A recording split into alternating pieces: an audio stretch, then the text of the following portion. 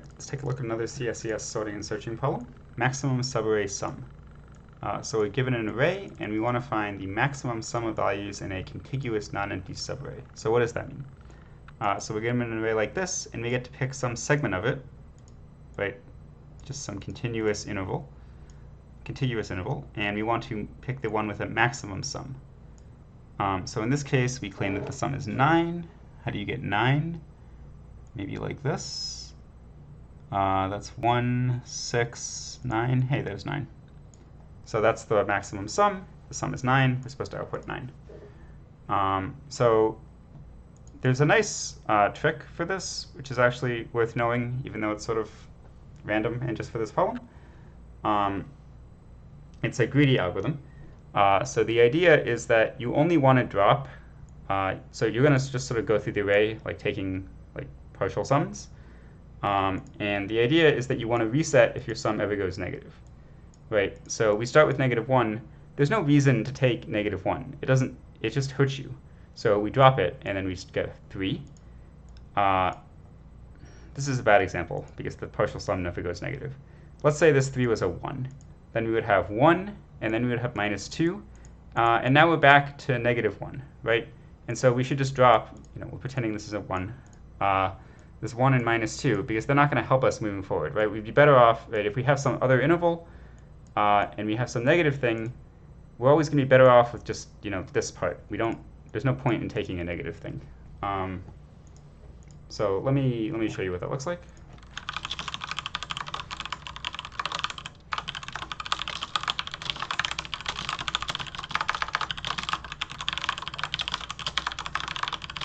So read in the array.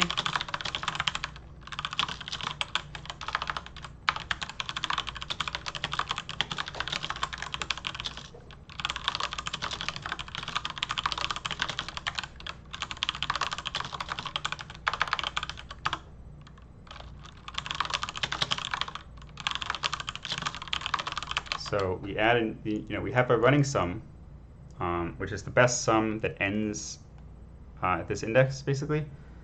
And then best sum is the best sum throughout the entire run of the algorithm. So we update, we max that with the current sum, right? This is achievable.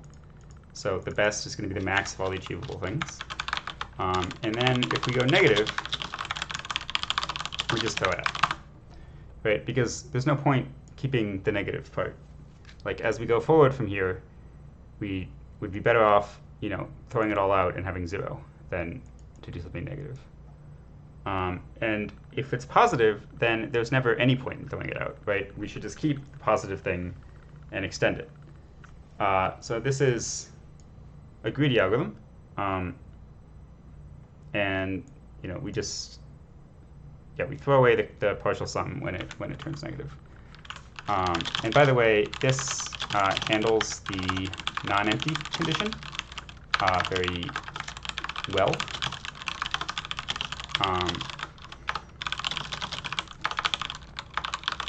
Right, because we are always, right, so after you throw it away, and also at the start, the sum is empty, and that's not allowed.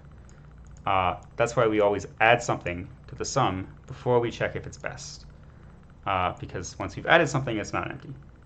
And by the way, when does this empty thing matter? If all the numbers in the array are negative, then you would prefer to take the empty subarray, which is the sum of nothing, which is 0. But because it's not empty, you're forced to take one of the negative numbers. In this case, the biggest one, the one closest to 0, right? The least negative one. And our approach actually does that, right? If the array was all negative, we would add currents, we would add to get current sum. This would be like one element, and we would max with that. And then we would always throw out the current sum because it's always negative. And so this would effectively just take the max of the array, which is the right thing to do if it's all negative. So that's like a special case for this problem. Maximum subarray sum. Ooh, many wrong answers. I said that I was going to handle the case of all negative, and then I totally didn't handle it because I started best sum off at 0, and then when you max it, it doesn't go negative. So instead, we should start it at A0, which is actually a valid answer, right? We could just take the first element if we wanted. it's dangerous when you're initializing max. Things that you're going to max, you have to do it carefully, and I did not do that, and I was, appropriately got wrong answer. Let's try that again. There we go. Yeah. So we're taking a max over things. 0 might not have actually been a valid, result, but A0 always is, because you could just take the first element. Like, properly, we should initialize this max to negative infinity, which is like the identity for max. But I don't know, typing negative infinity is kind of a pain. So if you can pick a valid element, that's sometimes nicer.